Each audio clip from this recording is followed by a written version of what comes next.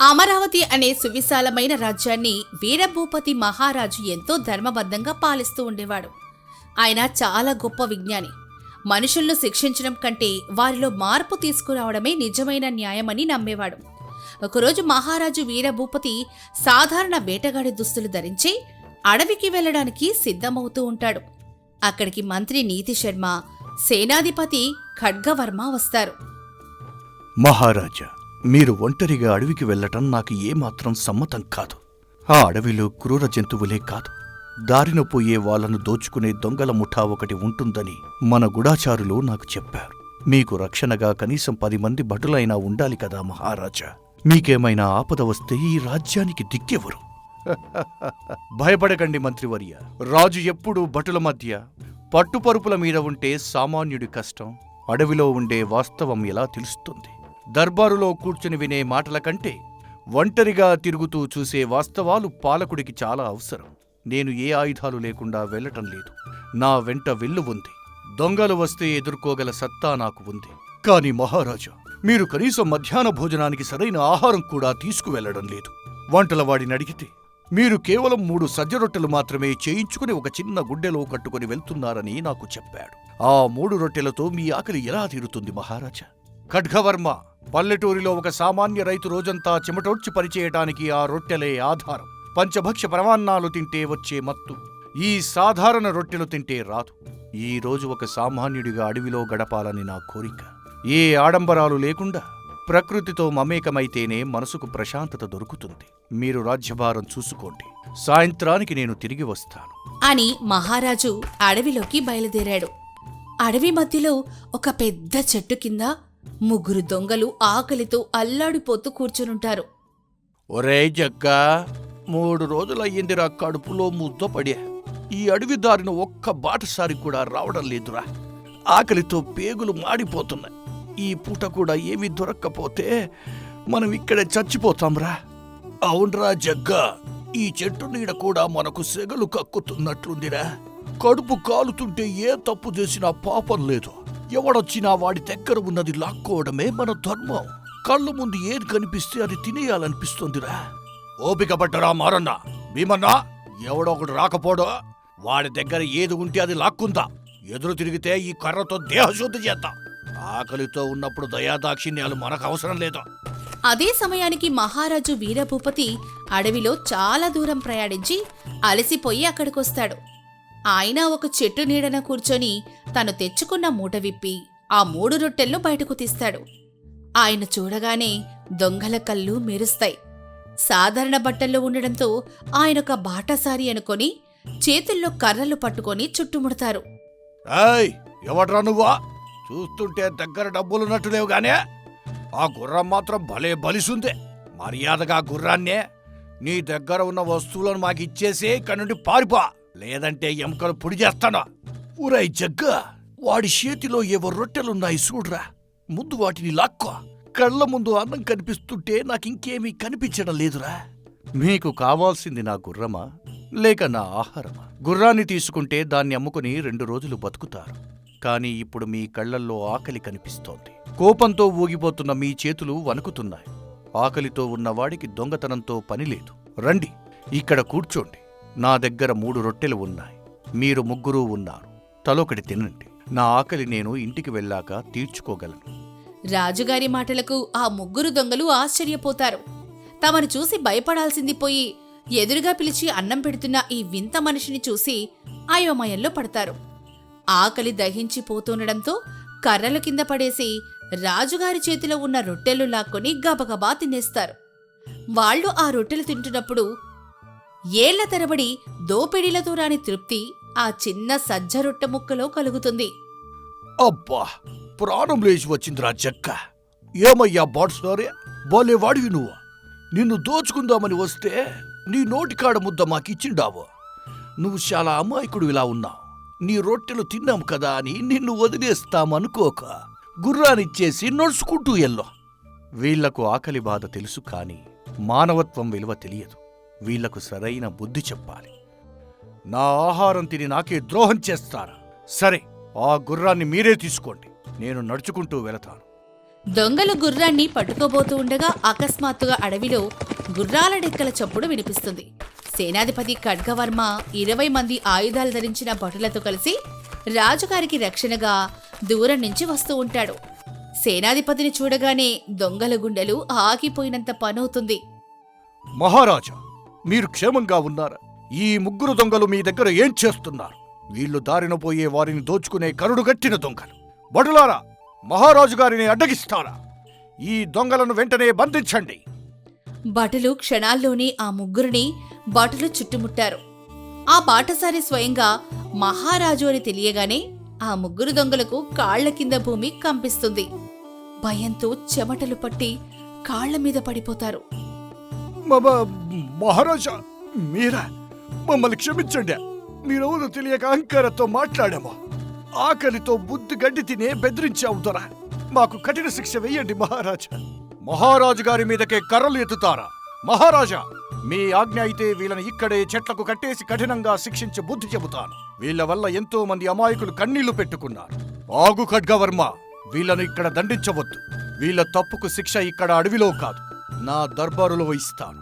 వీళ్లను బంధించి నేరుగా మన రాజధానికి తీసుకువెళ్ళండి. వీళ్లకు నేను ఒక వింతైన శిక్ష వేయ. దర్బార్లో మంత్రులు, అధికారులు అందరూ సమావేశమై ఉంటారు. సభ మధ్యలో ఆ ముగ్గురు దొంగలు సంకెళ్లతో భయంగా తలదించుకొని నిలబడుంటారు. మహారాజు వీరభూపతి సింహాసనం మీద గంభీరంగా ఆసీనులై ఉంటాడు. అందరూ మహారాజు ఎలాంటి కఠిన శిక్ష వేస్తాడా అని ఉత్కంఠగా ఎదురు చూస్తూ ఉంటారు. మంత్రివర్య, ఆ దొంగల సంకెళ్ళు విప్పండి. వాళ్ల ముందు ఒక బంగారు పళ్ళెం పెట్టి అందులో 3 వేడివేడి సజ్జ రొట్టెలు తీసుకువచ్చి పెట్టండి. సభలో ఉన్నవారంతా ఆశ్చర్యపోతారు. దొంగలకు శిక్ష వేయకుండా రొట్టెలు పెట్టడం ఏమిటో ఎవ్వరికీ అర్థం కాదు. భటులు రాజుగారి ఆజ్ఞ మేరకు దొంగల సంకెళ్ళు విప్పి వాళ్ల ముందు ఒక బంగారు పల్లెల్లో 3 రొట్టెలు పెడతారు. ఆ రొట్టెలు చూడగానే దొంగలకు నిన్న అడవిలో రాజుగారు పెట్టిన రొట్టెలు గుర్తుకొచ్చి సిగ్గుతో కుంచుకుపోతారు. జగ్గడు, మారన్న, భీమన్న, ఆ పల్లెంలో ఉన్న ఆ 3 రొట్టెలను జాగ్రత్తగా చూడండి. నిన్న అడవిలో మీ ఆకలి తీర్చినవి ఇవే. ఈ రోజు ఈ సభలో మీకు జీవితాలను మార్చబోయేవి కూడా అవే. ఒక మనిషి ఎందుకు దొంగగా మారుతాడో, ఎలా నాశనమవుతాడో ఈ 3 రొట్టెలు చెబుతాయి, వినండి. దొంగలు భయంతో చేతులు కట్టుకుని వింటూ ఉంటారు. ఈ మొదటి రొట్టె పేరు ఆకలి. మీలో ఆకలి మండినప్పుడు మీకు న్యాయం, ధర్మం గుర్తుకు రాలేదు. కడుపు మంట ముందు మీకు మానవత్వం కనిపించలేదు. ఎదురుగా ఉన్నది ఎవరైనా సరే వాళ్ళను కొట్టి దోచుకుని మీ కడుపు నింపుకోవాలి అనుకుంటున్నారు. ఆకలి మనిషిని మృగాన్ని చేస్తుంది నిజమే, కానీ మీ కడుపు నింపుకోవడానికి మీరు ఇంకొకరి కడుపు కొట్టారు. మీ ఆకలి తీరింది సరే, మరి మీరు లాక్కున్న ఆ పేదవాడి ఆకలి సంగతి ఏమిటి? వాడి కన్నీళ్లు మీకు ఆనందాన్ని ఇస్తాయా? ఒకరిని ఏడిపించి తినే ఏ అన్నము వంటబట్టదు. అది పాపపు కూడా అవుతుంది. అది మీ మొదటి తప్పు. నిజమే మహారాజా, మేము మా పొట్ట కోసం ఎంతో మందిని ఏడిపించాం. వాళ్ళ ఉసురు మాకు తగులుతుంది. ఈ రెండవ రొట్టె పేరు కష్టం. ఈ రొట్టెను తయారు చేయడానికి ఒక రైతు ఎండనక వాననక మట్టిలో స్వేదం చిందించాలి. తన రక్తాన్ని చెమటగా మార్చి గింజలు పండించాలి. ఆ తర్వాత అది పిండిగా మారి నిప్పుల మీద కాలి రొట్టెగా మారుతుంది. ఇంత కష్టం ఇందులో దాగి ఉంది. ఏ కష్టమూ పడకుండా మీరు అడవిలో కూర్చుని బెదిరించు దోచుకుంటే ఆ రైతు పడ్డ కష్టానికి విలువేముంది? కష్టపడకుండా వచ్చేది ఎప్పటికీ నిలబడదు. మీ ముగ్గురి శరీరాలు ఎంతో బలంగా ఉన్నాయి. ఈ దేహంతో పొలం దున్నితే 10 మందికి అన్నం పెట్టవచ్చు. కానీ మీరు కష్టపడకుండా అడ్డదారి తొక్కారు. ఇది మీ రెండవ తప్పు. మహారాజా, మీరు చెప్పిన ప్రతి అక్షరం నిజం మహాప్రభా.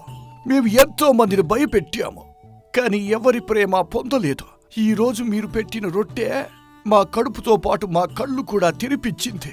మా బలాన్ని మేము తప్పుడు దారిలో వాడాము. కష్టం విలువ మాకు తెలియదు. ఈ 3వ రొట్టె పేరు ధర్మం మరియు కృతజ్ఞత. నిన్న అడవిలో నేనొక సామాన్య బాటసారిని అనుకున్నారు. నా దగ్గర ఉన్న ఆహారాన్ని నా ఆకలి చంపుకొని మీకు ఇచ్చాను. ఆ రొట్టెలు తిన్న తర్వాతైనా మీలో మనిషి నిద్రలేవాలి. ఆ బాటసారి మన ఆకలి తీర్చాడు కదా, వాడిని వదిలేద్దామన్న కృతజ్ఞత మీకు రాలేదు. రొట్టెలు తిని కూడా మళ్ళీ నా గుర్రాన్ని లాక్కోవాలి అనుకున్నారు. తిన్న ఇంటికే కన్నం వేయడం ద్రోహం. ఉపకారం చేసిన వాడికి అపకారం తలపెట్టడం మహాపాపం. కృతజ్ఞత లేనివాడు ఈ భూమి మీద బతికే అర్హతే లేదు. ఇది మీ 3వ మరియు అతిపెద్ద తప్పు. మహారాజు చెప్పిన మాటలు సభలోని ప్రతి ఒక్కరి గుండెల్లో సూటిగా వెళ్లిగుచ్చుకుంటాయి. ఆ ముగ్గురు దొంగలు విపరీతమైన పశ్చాత్తాపంతో కన్నీరు మున్నీరుగా ఏడుస్తూ నేల మీద పడిపోయి మహారాజు కాళ్లను పట్టుకుంటారు. మహారాజా, మమ్మల్ని క్షమించండి. మీ మాటలు మా గుండెలను చీల్చేశాయి. మేము కర్రలు పట్టుకుని ఎంతో మందిని బెదిరించాము, కానీ ఎవరూ మాకు ఇలా బుద్ధి చెప్పలేదు. ఈ రోజు మీరు పెట్టిన ఈ 3 రొట్టెలు మాకు జీవితం అంటే ఏమిటో, మేము ఎంతటి పాపాత్ములమో కళ్ళు తెరిపించాయి మహారాజా. క్షమించండి. అవును మహారాజా, మీరు మమ్మల్ని దూషించలేదు, కానీ మీ మాటలు దెబ్బల కంటే చాలా బలంగా తగిలాయి. మేము చేసిన అన్యాయాలు, మోసాలు అన్నీ మా కళ్ళ ముందు కనిపిస్తున్నాయి. మాకు కఠిన శిక్ష వెయ్యండి మహారాజా. జీవితకాలం కారాగారంలో బంధించండి. మేము దానికి అర్హులం. మనిషి ఎప్పుడైతే తన తప్పు తెలుసుకొని పశ్చాత్తాపపడతాడో ఆ క్షణమే వాడు కొత్త జన్మ ఎత్తినట్లు. మిమ్మల్ని కారాగారంలో బంధిస్తే రాజధానికి ఒక ఖర్చు పెరుగుతుంది తప్ప సమాజానికి ఏ ఉపయోగమూ లేదు. నేను మీకు వేయబోయే శిక్ష అది కాదు. మరి ఇంకేమిటి శిక్ష మహారాజా? వాళ్ళను ఎలా దండించబోతున్నారు? వీళ్ళు తమ బలాన్ని ఇన్నాళ్ళు దోపిడికి వాడారు. ఇకపై 10 మందికి అన్నం పెట్టడానికి వాడాలి. మంత్రివర్య, మన రాజ్య సరిహద్దులో ఎవరూ వ్యవసాయం చేయలేని బంజరు భూమి ఉంది కదా, ఆ భూమిని ఈ 3కి అప్పగించండి. వ్యవసాయానికి కావాల్సిన విత్తనాలు, పనిముట్లు మాత్రమే ఇవ్వండి. ఈ 3 తమ చెమటోడ్చి ఆ రాతి నెలలో పంట పండించాలి. వారు పండించిన మొదటి పంటను నా దర్బారుకు తీసుకువచ్చి అదే సజ్జలతో రొట్టెలు చేసి నాకు తినిపించాలి. అప్పటి వరకు వీళ్లకు ఆ భూమే కారాగారం, ఆ వ్యవసాయమే వీళ్లకు శిక్ష. వీళ్ళు కష్టపడి పనిచేస్తున్నారో లేదో మన భటులు నిఘా ఉంచుతారు. మహారాజా, మీరు మనుషుల రూపంలో ఉన్న దేవుడు. మీరు వేసిన ఈ శిక్షను మేము శిరసావహిస్తాం. మా కష్టంతో ఆ మట్టిని నమ్ముకుని బతుకుతాము. మాకు కొత్త జీవితం ఇచ్చారు. కాలం గడిచిపోయింది.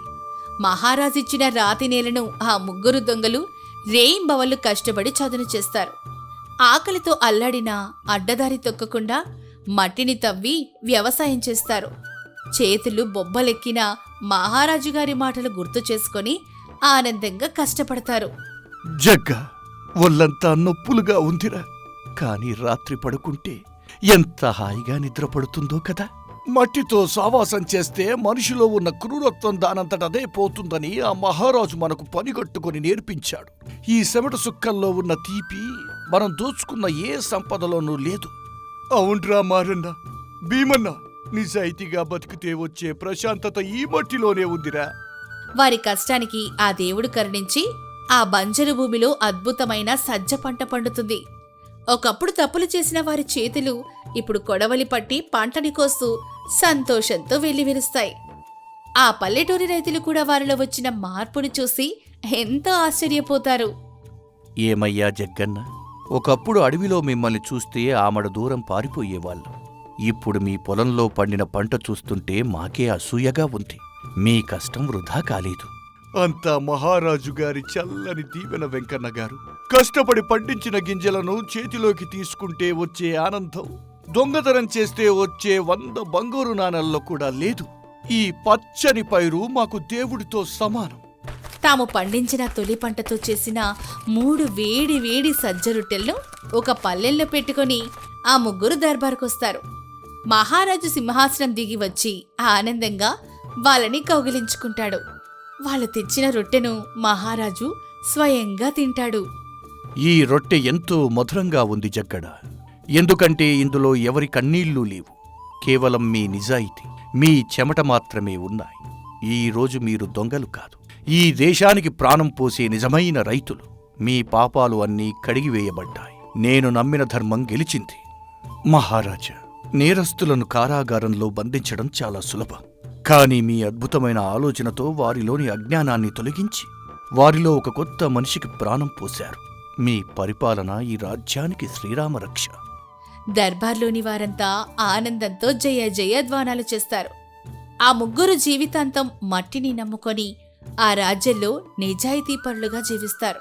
తప్పు చేసిన వారిని దండించటం సులభం, కానీ వారిని ఆలోచింపజేసి మంచి దారిలో నడిపించడమే నిజమైన నాయకుడి లక్షణం. అడ్డదారిలో సంపాదించిన ఏ సంపద మనశ్శాంతినివ్వదు. నిజాయితీగా కష్టపడి సంపాదించిన చిన్న రొట్టె ముక్కైనా సరే ఎనలేని తృప్తినిస్తుంది. కారు చీకటి పడిన వేళ మహారాజు వజ్రసింహుడు కంటిమీద కొనుకు లేకుండా తన ఏకాంత మందిరంలో అటూ ఇటూ నడుస్తూ ఉంటాడు. ఆయన ముఖంలో ఏదో తీవ్రమైన ఆలోచన కనిపిస్తుంది. అప్పుడే ఆయన భార్య మహారాణి పద్మావతి అక్కడికొస్తుంది. మహారాజా, రాత్రి చాలా గడిచిపోయింది. ఇంకా విశ్రమించలేదేమిటి మహారాజా? మీ ముఖంలో ఏదో తీవ్రమైన ఆలోచన కనిపిస్తోంది.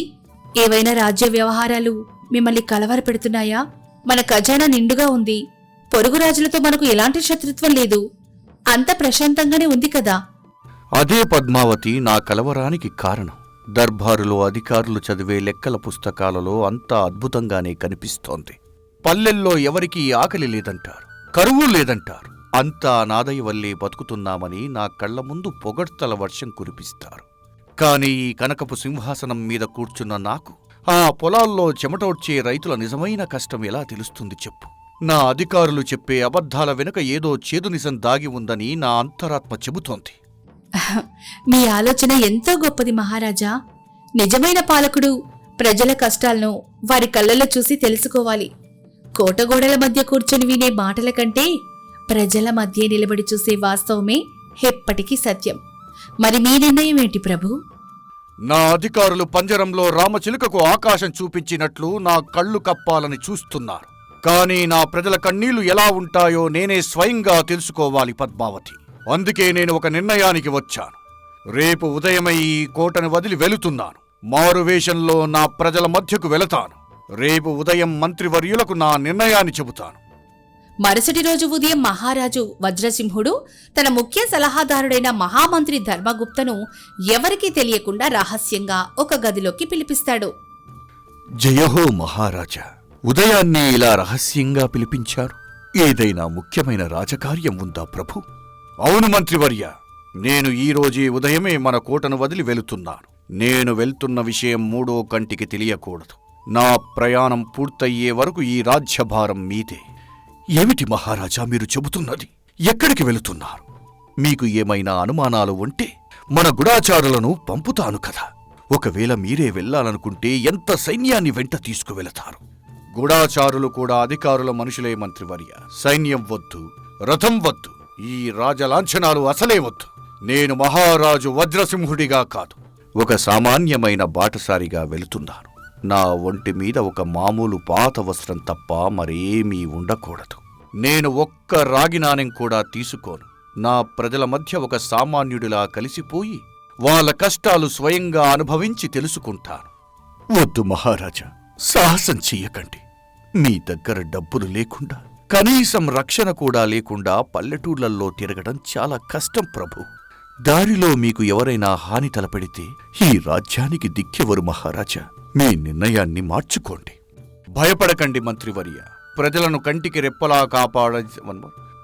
కంటికి రెప్పలా కాపాడాల్సిన రాజుకి అదే ప్రజల మధ్య భయం ఎందుకు? నా ప్రజలే నాకు రక్ష. ఆ దేవుడి దయ వల్ల నాకు ఏ ఆపద రాదు. నా నిర్ణయమూ మారదు. నేను తిరిగి వచ్చే వరకు రాజ్యాన్ని కంటికి రెప్పలా కాపాడుకోండి. ఇదే నా ఆజ్ఞ. మారువేషంలో ఒక సాధారణ ప్రయాణికుడిలా పాత బట్టలు కట్టుకుని మహారాజు కోట నుండి బయలుదేరతాడు. మధ్యాహ్న సమయానికి ఎండ విపరీతంగా మండిపోతూ ఉంటుంది. సుదూరంగా ఉన్న కనకపురం అనే పల్లెటూరి శివారికి చేరుకుంటాడు మహారాజు. కాలినడకన రావడం వల్ల ఆయన పాదాలు బొబ్బలెక్కుతాయి. గొంతు ఎండిపోయి ఆయాసంగా ఉంటుంది. ఎంత కష్టం! రాజభవనంలో అడుగు తీసి అడుగు వేస్తే పట్టుపరుపులు, చల్లటి గాలి. ఇక్కడ ఈ ఎండలో ఒక్క పూట నడిచేసరికి నా ప్రాణాలు పోయేలా ఉన్నాయి. గొంతు తడుపుకోవటానికి గుక్కెడు నీళ్లు కూడా లేవు. నిజంగా ఒక సామాన్యుడి జీవితంలో ప్రతి అడుగు ఒక పోరాటమే. ఈ దారిలో ఎవరైనా కనిపిస్తే బాగుండు. అప్పుడే అటుగా నెత్తిమీద ఒక పెద్ద కట్టెల మూపు పెట్టుకుని నడవలేక నడుస్తూ భద్రయ్య అనే ఒక పేద రైతు వస్తూ ఉంటాడు. బాటసారి వేషంలో ఉన్న మహారాజును చూసి ఆ రైతు జాలిపడి తన దగ్గరున్న మట్టి ముంతను తీసి ఇస్తాడు. తీసుకో అయ్యా, మధ్యాహ్నపు ఎండ మండిపోతోంది. నీ ముఖం చూస్తుంటే బాగా అలసిపోయినట్లు ఉన్నావు. ఈ మట్టి ముంతలో ఉన్న చల్లటి నీళ్లు తాగి కాస్త ఆయాసం తీర్చుకో. నీ చల్లని మనస్సుకు దండాలయ్యా. ప్రాణం పోతుందనుకున్న సమయానికి అమృతంలాంటి నీళ్ళిచ్చావు. నా పేరు వీరయ్య. చాలా దూరం నుండి వస్తున్నాను. మీ పేరేంటయ్యా? నా పేరు భద్రయ్య. ఈ పక్కనే ఉన్న కనకపురం నా ఊరు. చూస్తుంటే నీకు బాగా ఆకలిగా ఉన్నట్టుంది. మాదేమో చాలా పేద ఇల్లు. పంచభక్ష్య పరవాన్నాలు లేకపోయినా ఇంట్లో ఉన్నంతలో కాస్త గంజినీళ్లు ఇస్తాను, రండయ్యా మా ఇంటికి వెళదాం. అతిథిని ఆదరించటం మా పల్లెటూరి ధర్మం. కట్టుకోవడానికి సరైన బట్టలు లేకపోయినా ఈ పల్లెటూరి వాళ్ల మనసు ఎంత గొప్పదో. కడుపు నిండా అన్నం పెట్టేవాడే నిజమైన మహారాజు. పదభద్రయ్య, నీ ఆతిథ్యం తీసుకోవటం నా అదృష్టం. భద్రయ్య ఆ బాటసారిని తన పూరి గుడిసెకు తీసుకెళ్తాడు. గుడిసె చాలా పాతబడుంటుంది. భద్రయ్య భార్య పార్వతమ్మ ఎంతో ఆప్యాయంగా బాటసారిని లోపలికి పిలిచి పాత చాప మీద కూర్చోబెడుతుంది. ఒక మట్టి గిన్నెలో వేడిగా ఉన్న సజ్జల గంజిని తీసుకొచ్చి ఇస్తుంది. దయచేసి ఏం అనుకోకండయ్యా, మనకు పొలంలో పండినవి ఈ సజ్జలే. ఈ రోజుకి ఈ గంజి నీళ్ళే మనకు ఆధారం. తాగండయ్యా. ఎంత అద్భుతంగా ఉందమ్మా! కోటలో దొరికే వంటకాల కంటే ఈ గంజి ఎంతో రుచిగా ఉంది. మీ ప్రేమ కలవడం వల్లే దీనికి ఇంత రుచి వచ్చింది. కాని భద్రయ్య, మీ ఇంటి పరిస్థితి చూస్తుంటే ఏదో పెద్ద కష్టంలో ఉన్నట్టున్నారు. మీ పొలంలో పంటలు పండడం లేదా? పంటలు బాగానే పండుతున్నాయ్యా. భూమి తల్లి మమ్మల్ని మోసం చేయటం లేదు. కాని ఆ మనుషులే మమ్మల్ని బతకనివ్వటం లేదు. మనుషులా? ఎవరయ్యా వాళ్ళు? మీ మహారాజు వజ్రసింహులు అందరికీ సమన్యాయం చేయమని అధికారులకు ఆదేశాలిచ్చాడు కదా, మళ్ళీ మీకు కష్టమేమిటి? మహారాజు గారు మంచివారే కావచ్చయ్యా, కాని ఆయన దగ్గర పనిచేసే ఈ గ్రామాధికారి గరుడయ్య మహా దుర్మార్గుడు. పన్నుల పేరుతో మన రక్తాన్ని జలగలా పీలుస్తున్నాడు. పోయిన ఏడాది వర్షాలు లేక పంట పండకపోతే మాకు బ్రతకడానికి గరుడయ్య దగ్గర 10 వరహాలు అప్పు తీసుకున్నాం. దానికి వడ్డీ మీద వడ్డీ వేసి ఇప్పుడు 100 వరహాలు కట్టమంటున్నాడు. అవునయ్యా, ఇవాళ సాయంత్రంలోపు ఆ 100 వరహాలు కట్టకపోతే నాకున్న ఆ 1 ఎకరం పొలాన్ని తన పేరు మీద రాయించుకుంటానని బెదిరిస్తున్నాడు. ఆ పొలం పోతే మేము బిచ్చమెత్తుకోవాల్సిందే. ఏ అధికారి దగ్గరికి వెళ్ళినా అందరూ వాడికి అమ్ముడు పోయిన వాళ్ళే. మాకు న్యాయం చేసే నాథుడే లేడు. ఎంత ఘోరం! నా రాజ్యంలోనే పేదల మీద ఇంత అన్యాయం జరుగుతోందా? ఈ గరుడయ్య లాంటి అవినీతి పరుల వల్ల నా రాజ్యానికి చెడ్డ పేరు వస్తుంది. ఖచ్చితంగా వీడికి సరైన గుణపాఠం చెప్పాలి. భద్రయ్య, నువ్వు ఏమాత్రం భయపడకు. నేను మామూలు బాటసారిని కాదు, చట్టాలు ధర్మాలు బాగా చదువుకున్నవాడిని. ఈ సాయంత్రం ఆ గ్రామాధికారి దగ్గరికి నేను కూడా వస్తాను. వాడి లెక్కలు ఎలా ఉంటాయో నేనే స్వయంగా చూస్తాను. సాయంత్రం అవుతుంది. గ్రామ మధ్యలో ఉన్న పెద్ద చెట్టు కింద రచ్చబండ మీద గ్రామాధికారి గరుడయ్య ఎంతో అహంకారంతో ఒక పెద్ద కుర్చీలో కూర్చొని ఉంటాడు. చుట్టూ అతని భటులు, కొంతమంది గ్రామస్తులు భయంగా నిలబడుంటారు. భద్రయ్య, పార్వతమ్మ మరియు బాటసారి వేషంలో ఉన్న మహారాజు అక్కడికొస్తారు. రా భద్రయ్య రా. డబ్బులు తెచ్చావా లేక పొలం పత్రాలు తెచ్చావా? మర్యాదగా 100 వరహాలు ఈ బల్ల మీద పెట్టు, లేదంటే ఈ రోజే ఆ పొలంలో నుండి నిన్ను గెంటేస్తాను. అయ్యా గరుడయ్య గారు, 10 వరహాల అప్పుకి 100 వరహాలు నేను ఎలా కట్టగలను అయ్యా? నేను ఏడాదంతా కష్టపడినా అన్ని వరహాలు రావయ్యా. కాస్త ధర్మం ఆలోచించి సమయం ఇవ్వండి దొర. ధర్మం? నా ముందు ధర్మం గురించి మాట్లాడతావరా దరిద్రుడా? ఇక్కడ నేను రాసిందే చట్టం, నేను గీసిందే గీత. నాకే ఎదురు చెబుతావా? బొటలారా, వాడిని లాగి కింద పడేసి వాడి బొటనవేలు ముద్ర ఆ పత్రాల మీద తీసుకోండి. ఆపండి. బాటసారి గొంతులోని గాంభీర్యానికి భటులు ఆగిపోతారు. గరుడయ్య ఆశ్చర్యంగా ఆ కొత్త వ్యక్తి వైపు చూస్తాడు. ఎవడ్రా నువ్వు? దారిన పోయే బిచ్చగాడిలా ఉన్నావు. మా ఊరి పనుల్లో నీకేంటి సంబంధం? నన్నే ఆపుతావా? బిచ్చగాడిని కాదు గరుడయ్య గారు, ధర్మాన్ని నమ్మే ఒక బాటసారిని. ఒక సామాన్య రైతుకు 10 వరహాలు అప్పు ఇచ్చి 100 వరహాలు వసూలు చేయటం ఏ చట్టంలో రాసి ఉందో ఒకసారి మీ లెక్కల పుస్తకాన్ని చూపించండి, చూద్దాం. మహారాజు వజ్రసింహుల శాసనం ప్రకారం ప్రకృతి వైపరీత్యాలు వచ్చినప్పుడు రైతుల వడ్డీ మాఫీ చేయాలని ఖచ్చితమైన నియమం ఉంది. మీరు మహారాజు శాసనాన్ని ధిక్కరిస్తున్నారా? మహారాజు శాసనమా? ఆ కోటలో కూర్చున్న వజ్రసింహుడికి పల్లెటూళ్ళల్లో ఏం జరుగుతుందో పట్టింపే లేదు. ఇక్కడ ఆ శాసనాలు పనిచేయవు. ఇక్కడ నేనే రాజును, నేనే మంత్రిని. నా లెక్కల పుస్తకాలు చూసే హక్కు నీకు లేదు. ఎక్కువగా మాట్లాడితే వీడితో పాటు నిన్ను కూడా ఆ మర్రి చెట్టుకు కట్టేసి చావబాదుతాను. వెళ్ళిపో ఇక్కడి నుండి. వీడికి మహారాజంటే అస్సలు భయం లేదు. వీడి అహంకారం అద్దులు దాటింది. వీడికి ఒక వల పన్నాలి. గరుడయ్య గారు, నేను ఎక్కడికి వెళ్ళను. చట్టం ప్రకారం మీ లెక్కలు తప్పు అని నేను నిరూపించగలను. మీ లెక్కలు సరైనవో కాదో రేపు ఉదయం గ్రామస్తులందరి ముందు నేను చూపిస్తాను. మీరు నిరూపించుకుంటే నా దగ్గర ఒక విలువైన వజ్రపు ఉంగరం ఉంది. నేను మీకు వజ్రపు ఉంగరం ఇస్తాను. నేను నిరూపిస్తే మీరు ఈ రైతు అప్పు మాఫీ చెయ్యాలి. ఇది నా సవాల్. సరే, రేపు ఉదయం ఇదే రచ్చబండ దగ్గర తేల్చుకుంటాం. ఈ వజ్రపు ఉంగరం నా సొంతం కావటం ఖాయం. ఉదయం గ్రామస్తులందరూ రచ్చబండ దగ్గర గుమిగూడుతారు. గరుడయ్య అత్యంత గర్వంగా వచ్చి తన కుర్చీలో కూర్చుంటాడు. అతని ముఖంలో వజ్రపు ఉంగరం కొట్టేయాలి అన్న ఆశ స్పష్టంగా కనిపిస్తూ ఉంటుంది. భద్రయ్య, పార్వతమ్మ భయంగా నిలబడి ఉంటారు. బాటసారి ప్రశాంతంగా గంభీరంగా నడిచొస్తాడు. ఏరా బాటసారి, వచ్చావా? ముందు ఆ వజ్రపు ఉంగరం బయట పెట్టు. పందెం ప్రకారం నేను ఎలాగో గెలుస్తాను కదా, అది నా జేబులో వేసుకుంటాను. పందెం ముగిసే వరకు ఉంగరం బయటకు రాదు గరుడయ్య గారు. ముందు మీ లెక్కల పుస్తకం బయటకి తీయండి. భద్రయ్య తీసుకున్న 10 వరహాలు 100 ఎలా అయ్యాయో ఈ గ్రామస్తులందరికీ వివరించి చెప్పు. ఒరేయ్, వెళ్ళి నా గదిలో ఉన్న ఆ ఎర్ర అట్ట లెక్కల పుస్తకం తీసుకురా. భటుడు పరిగెత్తుకుంటూ వెళ్లి కాసేపటికి కంగారుగా ఖాళీ చేతులతో తిరిగొస్తాడు. అయ్యో, ఆ గదిలో పుస్తకం లేదు దొరా. ఎవరో రాత్రికి రాత్రే పుస్తకాన్ని దొంగతనం చేసినట్లున్నారు. అలమారా తెరిచి ఉంది. ఏంటి, నా పుస్తకం మాయమయ్యిందా? ఒరేయ్ దొంగ వెధవా, ఇది ఖచ్చితంగా నీ పనే. ఓ పుస్తకం లేకపోతే నా మోసాలు బయటపడవని దొంగతనం చేశావు కదరా. బడులారా, వీడిని వెంటనే కట్టేయండి. ఒక్క అడుగు ముందుకు వేసినా మర్యాద దక్కదు. గరుడయ్య గారు, మీరు వెతుకుతున్న పుస్తకం ఇదేనా? ఆ పుస్తకాన్ని చూడగానే గరుడయ్య గుండె ఆగిపోయినంత పనవుతుంది. ముఖంలో రంగు మారిపోతుంది. గ్రామస్తులందరూ ఆశ్చర్యంగా చూస్తూ ఉంటారు. నా పుస్తకం నీ దగ్గరికి ఎలా వచ్చింది? వెంటనే అది నాకు ఇచ్చేయ్. అందులో ఉన్నవి నీకు అర్థం కావా? నాకు అంతా అర్థమవుతుంది గరుడయ్య గారు. భద్రయ్య తీసుకున్న 10 వరహాలకు నెలకు 10 వరహాల వడ్డీ వేసి 100 చేశారు. ఇది చట్ట వ్యతిరేకం, అంతేనా? మహారాజు గారు పల్లెటూళ్లలో తవ్వించమన్న చెరువులకు వచ్చిన నిధులు మీ సొంత ఖజానాలో జమయ్యాయి.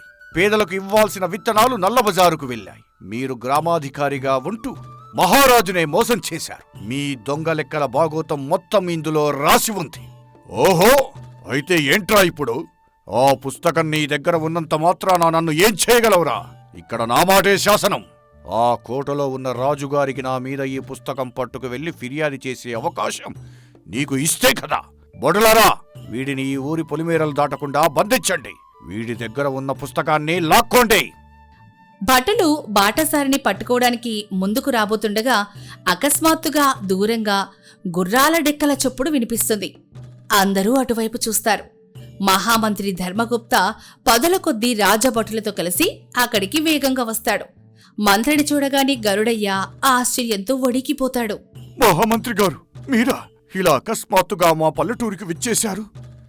ఏమైనా ఆజ్ఞ ఉంటే నాకు కబురు పంపితే నేనే కోటకు వచ్చేవాడిని కదా ప్రభు. జయహో మహారాజా, మీ సందేశం అందగానే ఇలా పరిగెత్తుకుంటూ వచ్చాను. మీకు ఎలాంటి ఆపద కలగలేదు కదా ప్రభు. మంత్రి ధర్మగుప్త మాటలు వినగానే రచ్చబండ దగ్గరున్న గ్రామస్తులు, భటులు, భద్రయ్య దంపతులు, ముఖ్యంగా గ్రామాధికారి గరుడయ్య అందరూ నిశ్చేష్టులైపోతారు. ఆ దారిన పోయే బాటసారి తమ మహారాజు వజ్రసింహుడు అన్న నిజం తెలిసి గరుడయ్య కాళ్ల కింద భూమి కంపిస్తుంది. భయంతో కింద పడిపోతాడు. మహారాజా, మీరా? మారువేషంలో మీరా? నన్ను క్షమించండి ప్రభు. ఘోరమైన అపరాధం చేశారు. మీరెవరో తెలియక అహంకారంతో అలా మాట్లాడాను. నా ఆస్తి అంతా తీసుకోండి ప్రభు, కానీ నాకు ప్రాణభిక్ష పెట్టండి. నా కళ్ళు మూసి నా రాజ్యంలోనే నా ప్రజల రక్తాన్ని పీల్చుకు తింటావా గరుడయ్య? నేనే మహారాజుని, నాదే శాసనమంటావా? నిన్న బాటసారిగా అడిగాను, నువ్వు సమాధానం చెప్పలేదు. ఈ రోజు ఈ రాజ్యానికి మహారాజుగా ఆజ్ఞాపిస్తున్నాను. విను మంత్రివర్య, వీడిని వెంటనే బంధించండి. వీడి ఇల్లు, ఆస్తులు అన్నీ జప్తు చేసి రాజ్య ఖజానాలో కలపండి. వీడు మోసం చేసిన పేద రైతులందరి అప్పులు మాఫీ చేసి వాళ్లకు పరిహారం ఇవ్వండి. వీడిని మన రాజ్య పొలిమేరలు దాటించి శాశ్వతంగా దేశ బహిష్కరణ చెయ్యండి. చిత్తం మహారాజా, మీ ఆజ్ఞ ప్రకారమే జరుగుతుంది. భటులు గరుడయ్యను బంధించి లాక్కొని తీసుకెళ్తారు. గ్రామస్తులందరూ ఆనందంతో మహారాజుకు జయ జయధ్వానాలు చేస్తారు. మహారాజు భద్రయ్య పార్వతమ్మల దగ్గరకు వస్తాడు. భద్రయ్య, నేను అడిగిన వెంటనే మీ ఇంట్లో ఉన్న సజ్జల గంజిని ఎంతో ప్రేమగా నాకు పెట్టారు. నా ప్రజల కష్టం ఎలా ఉంటుందో మీ పూరి గుడిచె నాకు నేర్పిందయ్యా. ఈ రోజు నుండి మీకెలాంటి కష్టమూ రాదు. మీ పంటలు పండటానికి అవసరమైన సాయం అంతా రాజ్య ఖజానా నుండి అందుతుంది. మహారాజా, మా ఇంటికి స్వయంగా దేవుడే బాటసారి రూపంలో వచ్చాడు ప్రభు. మీరు 10 కాలాల పాటు పచ్చగా ఉండాలి మహారాజా. మా జీవితాలు ధన్యమయ్యాయి. అధికారులారా వినండి. రాజు అంటే కోటలో పట్టుపరుపుల మీద కూర్చునేవాడు కాదు. ప్రజల కష్టాలను వారి మధ్యలో ఉండి తెలుసుకునేవాడే నిజమైన పాలకుడు. ఇకపై ప్రతి నెలా నేను మారువేషంలో పల్లెటూళ్ళల్లో పర్యటిస్తాను. ఎక్కడ అన్యాయం జరిగినా అధికారులను ఉపేక్షించేదే లేదు. మహారాజు మాటలకు పల్లెటూరి జనమంతా ఆనంద బాష్పాలతో దండాలు పెడతారు. ఆ రాజ్యం అప్పటి నుండి ఎంతో సుభిక్షంగా, ఎలాంటి అవినీతి లేకుండా ధర్మబద్ధంగా వరదిల్లుతుంది. అధికారం ఉందని పేదవాన్ని హింసించి అవినీతికి పాల్పడేవారు ఎప్పటికైనా తమ సర్వస్వం కోల్పోయి శిక్ష అనుభవించక తప్పదు. అలాగే నిజమైన నాయకుడు ఎప్పుడూ వాస్తవ పరిస్థితులను స్వయంగా తెలుసుకుని న్యాయం వైపు నిలబడతాడు.